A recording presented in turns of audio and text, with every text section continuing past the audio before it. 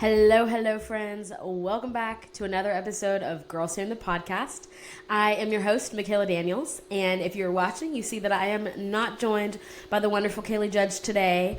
We had decided that just due to all the busyness with summer and things like that, that we would do a couple of solo episodes to kind of offset our schedules. I'm going out of town for the next couple weeks soon, and she has a lot of things going on herself, and so it's just me today. I hope you're okay with that. If not, you can skip this episode and listen to another one later. But anyways, I am excited to be joined by just me, myself, and I. I was going to say I'm excited to be joined by someone.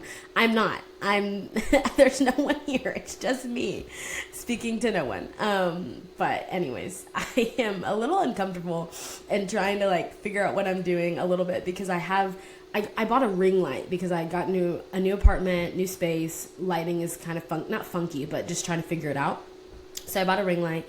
The ring light is in my face. I am trying to look at the camera. I'm trying to be present, all the things, brain all over. So bear with me a little bit.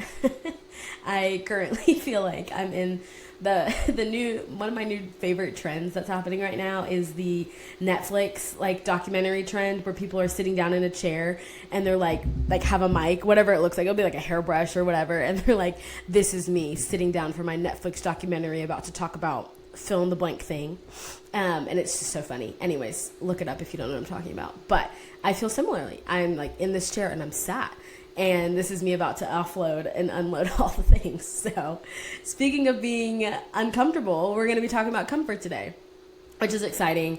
And I think this is one of the topics that I can really talk the talk in, but the Lord literally this week has been challenging me how to walk in this, and walk in a space of not relying on comfort to be my God and to be my default, but how to rely on the Lord and the Lord alone. So let's hop into it, friends. I think the first question that I just kind of want to throw out there and ask, because there's no one who's going to answer me, is when's the last time that you intentionally did something to put yourself in an uncomfortable situation? I'm just curious. I want you to just kind of sit and think about that a little bit as we go through this. Do I ever pursue anything uncomfortable? Do I ever put myself in situations that aren't my favorite particularly, but it's for the sake of the Lord or for the sake of people?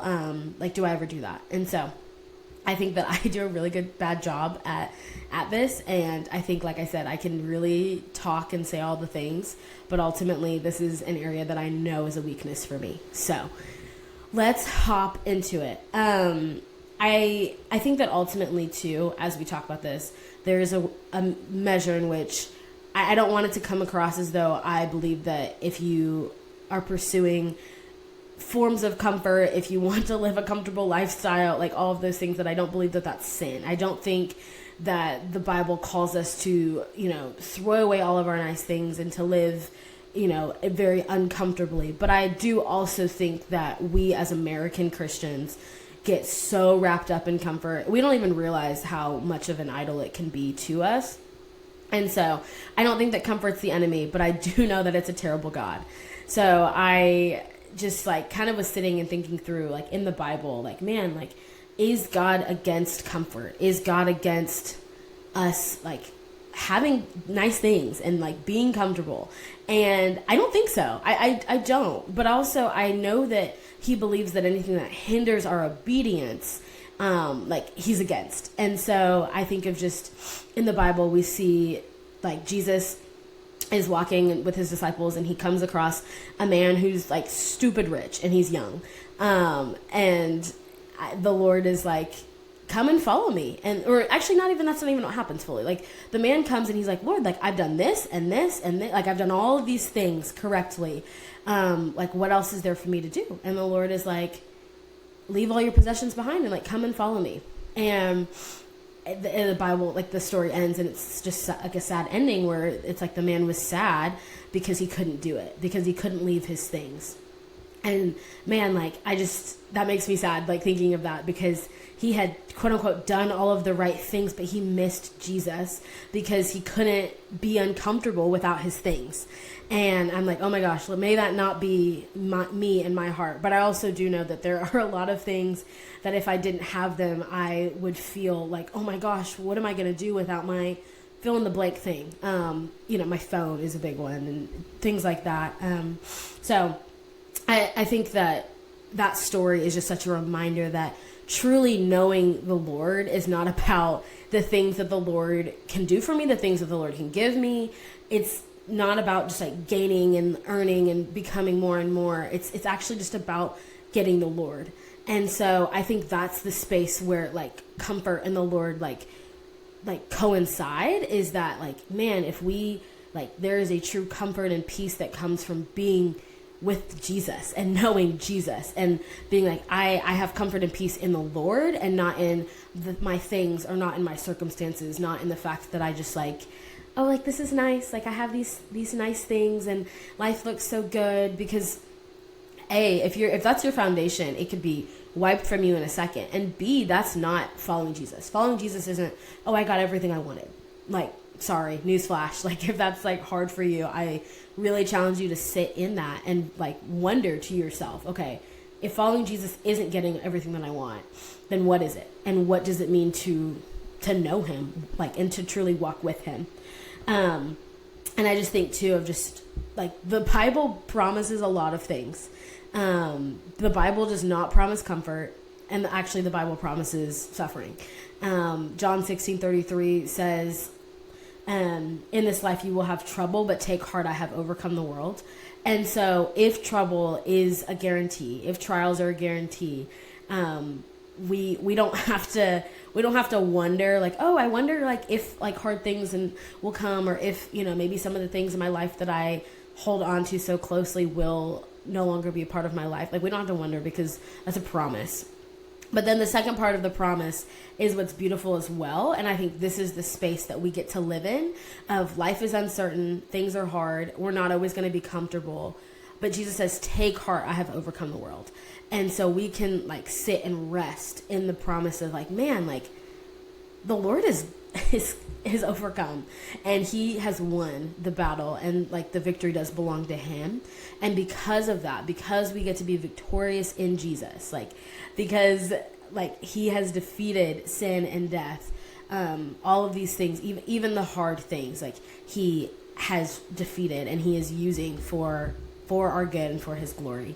And I think that like the lie is with comfort, and this is why I'm saying like I need a heart check in this, is that comfort isn't like, it's not like 0 to 100 where like, we're walking with the Lord and then we become super comfortable and then we just like no longer are walking with the Lord. I think it's just like kind of little by little as we like get more and more used to the environment, if that makes sense. I think of I think it's lobsters or frogs or whatever, I don't know. Snail, something. When you like cook them, sorry, kind of gross, but when you cook, I want to say it's lobsters, but like at first they kind of fight, and then they get more and more and more and more used to the heat of the water, and they're actually obviously like dying. And I think that's what comfort is. Like, comfort is like the cooker just kind of like coming up more and more, and we're getting more comfortable, and we're like, and we're just sitting in it until we know it. We're just fully submerged in it, and like our lives are just one big like comfy, I don't know, one big comfy couch that's just like all about us and all about us getting what we want, and never ever like feeling any sort of tension or friction within ourselves or within our lives. And so anyways, I think that comfort continually like distances us from the Lord a little bit more and more, because it causes us to delay more and more in our obedience to the Lord. And so I think the question too of the beginning question of like, man, when's the last time I intentionally chose to be uncomfortable? If you're sitting in that, I also wonder, where are you actively obeying God? And not that I'm saying you're not obeying God, but also like obeying God is not going to be comfortable. 99% of the time, obeying God will be very uncomfortable, but it would be such a shame if we ended up missing out on God because we would rather be comfortable and rather like just like our like just feed ourselves and feed all of our desires over and over and over again, instead of actually pushing ourselves to do hard things for the Lord, to just step out and for life to look so radically different. Because instead of just pursuing what the world pursues, and being comfortable and being like, oh no, like this is the life, is just getting everything that I want, instead of being like, no, the life is actually getting to be who God's called me to be, no matter what that might look like. And so I think that like the result, you might be like, okay, Makayla, like what's the big deal? Like, why is this that big of a deal? That like, yeah, like I live a comfortable lifestyle, and maybe I'm not necessarily pursuing obedience with the Lord, or don't really necessarily like, yeah, like I'm a Christian, I'm a part of the things, but you know, like I still like want to live a nice life and still want to be comfortable. Me too. Like, let me be so for real and honest that I'm not coming for you saying like, oh my gosh, you know, how dare you not be, you know, throwing your TVs and everything out the window, because I don't believe that. But I also do believe that we like are so comfortable, and we're making ourselves like stuck and stagnant, like that lobster, to where it's just like, this is so comfortable, I don't want to ever leave, but it's actually like slowly killing us. And so then what does that result in? Like, practically speaking, what does that result in? What does that look like in our lives? We avoid sharing Jesus with other people. We avoid having hard conversations with loved ones. We avoid calling people out. We only pursue and hang out with people that are easy. We only do things that are easy. We don't really practice our spiritual disciplines. We don't really fully read our Bible because we don't really want to be convicted, or it's easier just to sit on the couch and rot and watch TV, or we just do the easy things. We don't really tithe and give and obey in that way. We don't really, give to other people of our time and our energy and our efforts. We instead just live stagnant, and we live we just live, and we're just going about life and loving where we're at, and loving ourselves more and more, and loving Jesus less and less, and being less and less obedient to him. And so I think the conversation too can be like, okay, well, yes, like I understand, like that's an issue, like we need to be obedient and things like that. But also to the space of, man, like the Lord does not call us into anything that he has not done for us and has not walked through. And hence Jesus, like that, like, every time that I'm like, oh my gosh, Lord, like I've been through fill in the blank situation, the Lord is like, yeah, me too. And that's beautiful. And so I think just like sit with me for a second, and let's just like think about the space that the Savior that we serve lived anything but a comfortable life. Like Jesus left heaven and and we can't understand that. We don't get that. And we will, when we get to heaven, I feel like that we'll be like, wait a minute, you left this for earth? Like, I can't believe that. Like, it's preposterous. Like, it's crazy. But Jesus left heaven, and then he was born in a barn, and to two like very poor, like teenagers essentially, and was dirt poor his entire life. Was homeless the last like 3 years of his life. Like, genuinely was just like couch surfing with him and his 12 best friends. Like, what? And like did that for the sake of sharing who he is, and sharing who God is, and sharing God's love with people. And then like there's literally like verses in the Bible, like he's rejected by his family, rejected by his hometown, and then he's betrayed by one of his best friends, one of his friends who walked with him for 3 years, like years. This guy sold him out for 30 pieces of silver. And then he suffered and died on a cross by himself. And literally the people next to him, one of them was like, yeah, you are literally just as bad as us. And just was calling him out and saying like, yeah, you're like making fun of him, while they were dying on the cross. And while he was dying, literally was like feeling all of the wrath and the just pain and shame of all the sins we've committed, and all the sins committed against us and every person on this earth. So Jesus understands discomfort in a way that we never will, but also in a way that we can pause and be like, wait a minute, I can trust the Lord in the middle of my discomfort. I can lean on the Lord in the middle of uncomfortable situations, in the middle of hard things, because look at how his life, like look at his resume for discomfort. Look at the way that he was uncomfortable all the time. And I just, even too, just how the Lord broke down so many like socioeconomic barriers and just all of the like societal like barriers and things like that, like of how he was going up and approaching women and things that like people were like, what are you doing? Like, this is uncomfortable. He was going and approaching lepers, like genuinely like very sick, contagious people, and was approaching them and like sitting with them in their discomfort and taking it on like to himself. And like healing them and like then becoming the outcast himself and taking on their sickness and their illnesses. So anyways, like, man, and when I think about that, when I hear that, I'm like, oh, like I just want to do that. Like I just want to like live and lead and love like that. And that's really hard. Practicality. Like I can say this and I can get excited because it is exciting and it's so cool that we serve such a phenomenal Savior and that he would just choose a life of inconvenience for the sake of others all the time. And I think that is the space, like right there, like choosing a life of inconvenience. That space, as believers, I think that if we believe that the Christian life is meant to be comfortable, I think that we're following a wrong version of Jesus. And not to say you don't know Jesus, but I think you have an idea in your brain that is not who Jesus is. Because who Jesus is the one who made himself uncomfortable all the time.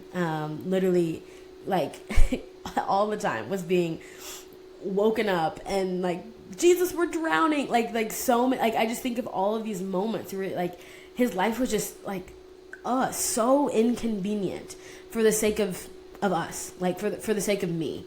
And so I just wonder, like, where in your life could there be more inconveniences for the sake of the gospel and for the sake of other people knowing Jesus and understanding how loved and seen and known that they are. And so I think that this space is hard, right? Because I'm like, well, how do I do this? And what does this look like? And like, Lord, I don't really know how to be uncomfortable and how to make myself uncomfortable, you know? And it's so interesting because this week I had quite the week, guys. Oh my gosh. I'm always just continuously baffled by the way that my life is just I am always just saying my life isn't normal in terms of just the weirdest, most random, like what in the world things stay happening to me. And so this week, I like went on a walk with a friend. We're having a good time. We like take a big lap and then, we go and we're like, okay, let's do another lap. It looks like it's going to rain, but we'll probably finish before the lap is finished before it rains. So we were like chilling. And the yaps were so good. That was why like we didn't want to stop walking. Like the yaps were phenomenal. And so we're just walking and like it's going good, yada, yada, yada, all the things. And then it starts to just pour, like torrential downpour, all the things. There's lightning like very, very close to us. We're like running. We're like at one point we're like holding hands, like running. Like it was like a moment. We get back to our cars and it's like like I'm soaked through all the things. And it's just a mess. And we get back to our cars and my car keys are not in my pouch that I had. And so I like sat there for a second and I like knew they weren't in there. And I just looked at her and I was like, oh, and I almost didn't tell her. And I told her this. I literally was very close to not telling her because I was like, I just really don't want to inconvenience her. And I really don't want to make her have to like go through a whole hassle with me and all the things. I told her, I get in her car, we talk about it, and go through and are looking through the park for my car keys, whatever. It's pouring, like, and this is by a lake, mind you, and so the water's like running and into the whatever. It's just a whole mess. And so, anyways, long story short, I didn't have my car and needed my keys to be like my spare key to be overnighted to me. A mess and a half, a mess. And so I was like, oh my gosh, I need to be driven everywhere. And that is, I am Miss Independent. I have no desire to ask for help ever. And I don't like to inconvenience people. Like I'm like, oh my gosh, no. And so my friend had to take me to the grocery store and then to other places. And then literally same friend picked me up at 6:00 in the morning to drive me to the hospital that I work at. And then another friend picked me up at 7 p.m. from the said hospital and drove me home. And just, yeah. And I just genuinely came to the space of being like, I am so uncomfortable asking for help. And I'm so uncomfortable not depending on myself. And the Lord was like, you're going to have to, like literally to eat, like you're going to have to be uncomfortable and allow someone to help you and allow yourself to like be stretched in this way for life to continue and go on. And it was this beautiful moment too, because even though I was like, oh my gosh, I'm asking for a lot and I'm just going about life and there's just a lot of things going on and I feel bad and asking things of my friends and things, I ultimately got to understand a depth of Jesus that I hadn't seen through letting other people help me. It was also just like letting people love me and allowing myself to like genuinely sit and receive love. And that is uncomfortable for me. That is a space of discomfort. And it literally, the Lord like forced me into it. I wouldn't have chosen it. I didn't choose it. I wouldn't choose it again, all the things. But I've just been reflecting on that so much of, man, like not ideal at all. Not anything I would have chosen, not anything that I wanted. But the Lord was kind. And in the discomfort, I like got to rely on friends. I got to spend more time with my friends.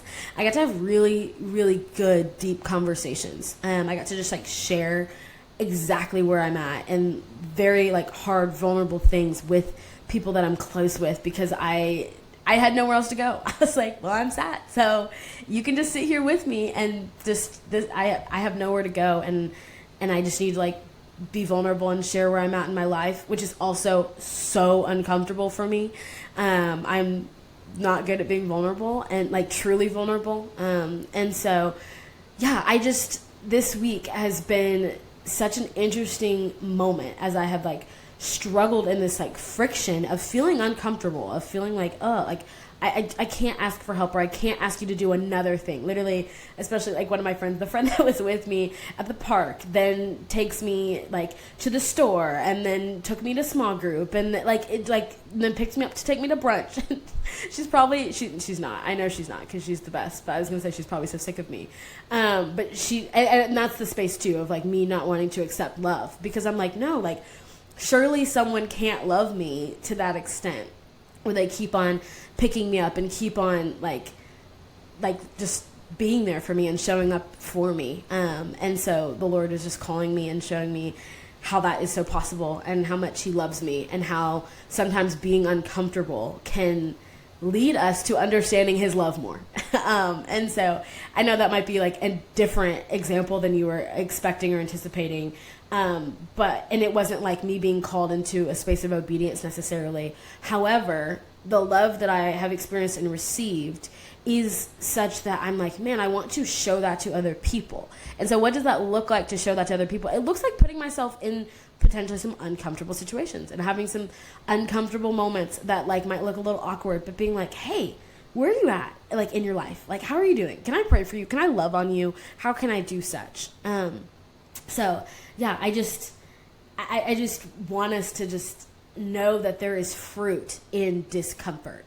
It's not just like, oh, like, ooh, like it just is uncomfortable and painful all the time. And sometimes, yeah, sometimes it's not this immediate like, oh man, I just feel so loved after that moment.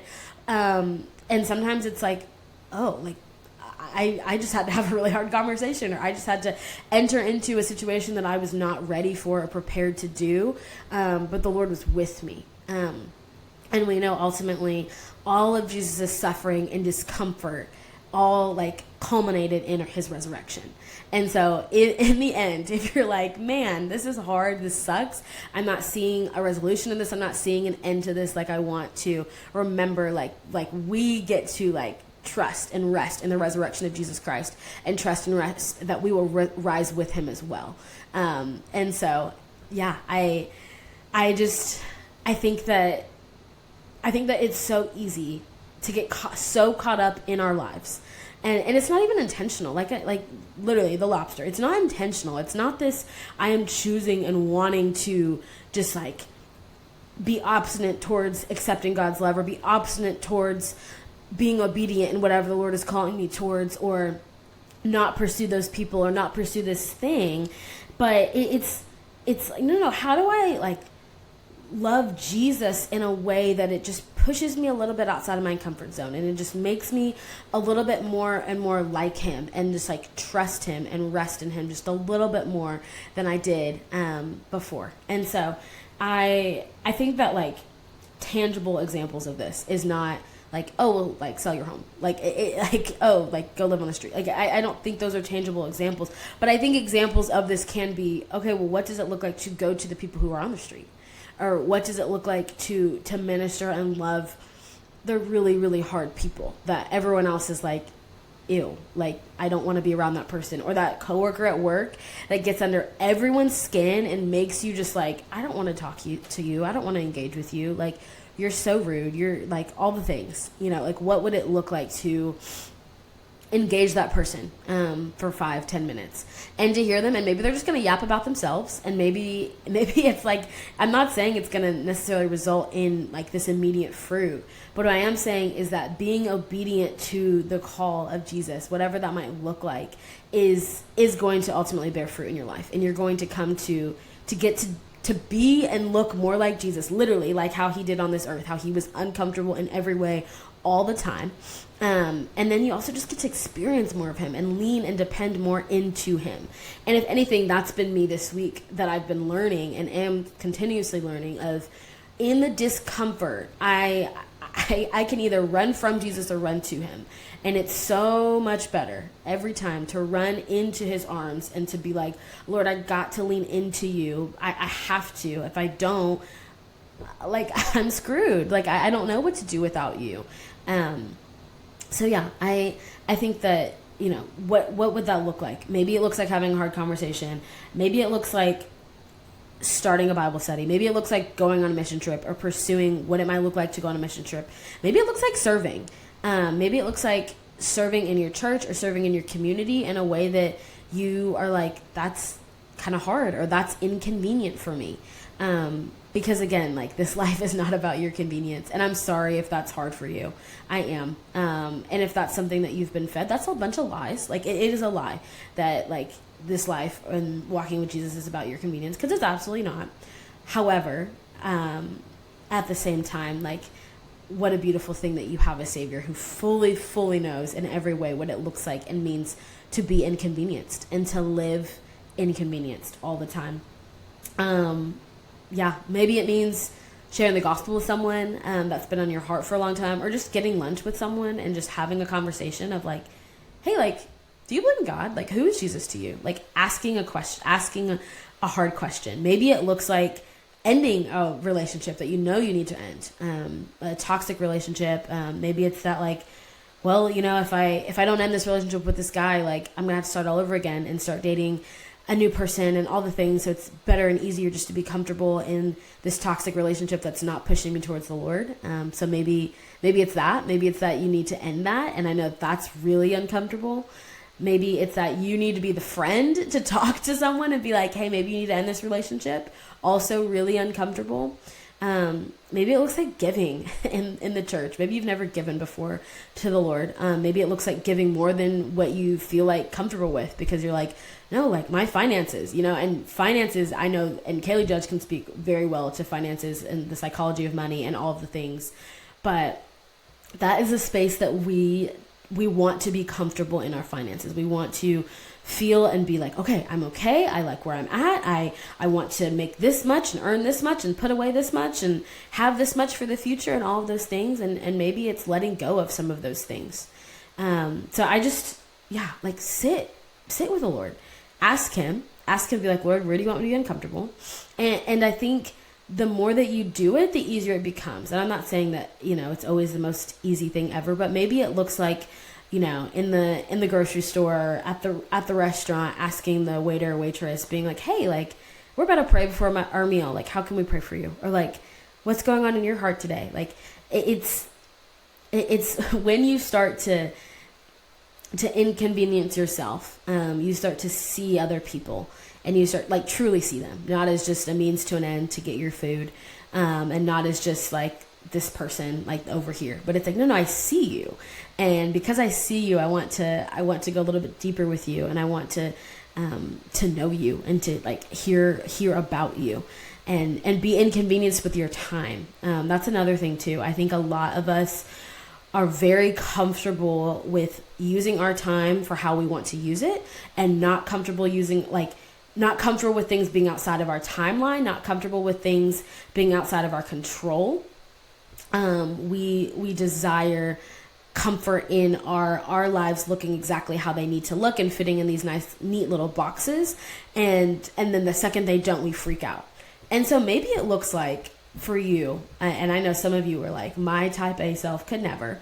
But maybe it looks like the next time that you have a day off or have a moment to breathe, or a free afternoon of just not filling it or filling it with an inconvenient person that might take up more of your time, that you're like, I'd rather just like go and hang out with my friends that I see all the time, and would rather just, veg and be comfortable on my couch. Maybe it looks like giving of your time and being uncomfortable in that can be uncomfortable. I'm not saying that's a fun, easy thing to do, because I don't think it is. I think that it can be very hard to sacrifice your time. But giving your time to the Lord, giving up the things that you want, giving up all of the conveniences of your life that make your life feel so good and comfortable and cush, will ultimately lead your heart to a space of being like, man, I want to obey God, and I get to trust him more and more in the middle of the discomfort. So I think I might have mentioned this earlier. I don't remember. I've been talking so much, I don't remember all my words. But I do think, I know that the Lord doesn't promise us comfort, but I do know that he does give us peace. And he promises peace. And that peace, like, that is the joy and hope of this life. It's that we don't have to long for more things to fill us, but it is that we long for more of the Lord to fill us. We don't have to have hope in, I'm always going to be well because I have my security and I have these things that I trust in and that I rest in. It's no, all is going to be well because I don't have security in this world, or I don't have security in anything, but I get to put all of my security in Jesus. And that is the joy of this life. And I know it doesn't feel like a joy, but man, I encourage you now, friends, to start to practice this, because there will come a time, like suffering and hard things happen. And so there will come a time when you're like, oh, wait a minute, actually, I don't know what to do with this. And I don't know how to rely on the Lord, or I feel so uncomfortable. I don't know what to, I'm just wrestling in the discomfort. And so I just encourage you right now, start to be uncomfortable with things that are minor inconveniences and things that might be hard and might make you have to go the extra mile or spend a few more minutes doing something, whether that be, talking with someone for a few extra minutes, praying over someone, being on the phone with that person for a few extra minutes as you listen to them. Allow yourself to grow and stretch in that way, so that when hard times come, that you can be like, man, this is hard. And this is really, really hard, but I'm learning obedience and dependence in Jesus. And I've learned that through experiencing some discomfort. And so if I've experienced in that way, and I've seen the way that the Lord has loved me and supported me, then I can remember that. And I can remember that he is going to love me and support me, in the middle of whatever discomfort or whatever trials or suffering might come in life. So like I said, this is absolutely a call out to me. And the Lord has been just teaching me and doing a number on my heart, of what does it really fully look like to just allow myself to trust the Lord enough that I don't have to hold so tightly to the things that I hold so tightly to. And like I hold really tightly to my health, to my home, to the things that feel like convenient, and to the things that I invest in. I hold very tightly to them. And so I am learning and trying to understand and grasp what it feels like and looks like to be uncomfortable. Even if for me, like I said, if that means, Makayla, like you are not going to be, you're not going to be driving. You're not going to have you're so comfortable in relying on yourself, but you're not going to rely on yourself this week. You're going to rely on other people. You're going to rely on the Lord. You are going to trust that it's things like, I think really, really realizing this week that I have this like belief that if I don't do it, it's not going to happen, or it's not going to like come to fruition, which is such a lie and something that I'm uncomfortable with. I'm uncomfortable with not being in control. And so I could go on and on about the things that I'm like, that I hold on to and that like are idols for me, that like fall back into a space of like comfort. And control is a huge one. Like I feel uncomfortable when I'm not in control. I'm not leading the ship, all of the things. And the Lord is like, you were never leading any ship to begin with. Like it was all in your head. Like you were not leading. It was always me. And what a God we serve that is kind and compassionate to use your keys going into a lake as a means to understanding his love and understanding just the depth and the magnitude of how much we get to be with God and how much we get to experience him, even though it doesn't feel like it, and even though it feels inconvenient. So I encourage you, friends, like inconvenience yourself in some way, shape, or form, whether that means like for someone else to be loved or for you to understand more of God's love. That's me. That's my story, is that through my being inconvenienced, I was able to understand that I am loved. And I hope that you know that you are loved, because the Most High God of the universe did everything inconvenient.